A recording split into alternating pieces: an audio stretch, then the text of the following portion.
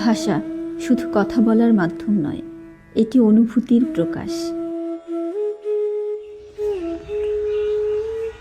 আমার মেয়ে কথা বলতে না পারলেও সব আকার ইঙ্গিতে বুঝায়, মানুষের সাথে মিশতে চায়, ও একা থাকতে চায় না। নাচ করে, তারপর ড্রয়িং করে, তারপরে বাড়ির কাজে সহযোগিতা করে। ও খুব সুন্দর আর্ট করতে পারে, দেখে খুব অবাক হয়ে যায় নিজেও। অনেক সময় শব্দ উচ্চারণ না করেও আমরা অনুভূতি প্রকাশ করতে পারি। মানে ওর ভাষাও সবাই বুঝে, ও কিভাবে ভাষা বলে ওর ভাষা সবাই বুঝে, ও সবারটা বুঝে। কথা না বলেও অনেক কিছু প্রকাশ করা যায়। ভাষার বিস্তৃতি সীমাহীন।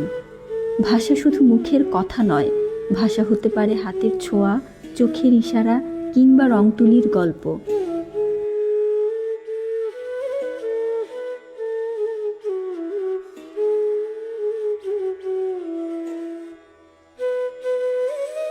ভাষা শব্দের সীমাবদ্ধতার চেয়ে বেশি কিছু। ভাষা অনুভূতির শক্তি, ভাষা ভালোবাসার প্রকাশ। মানে আমার বন্ধুরা আমার অনেক প্রিয়।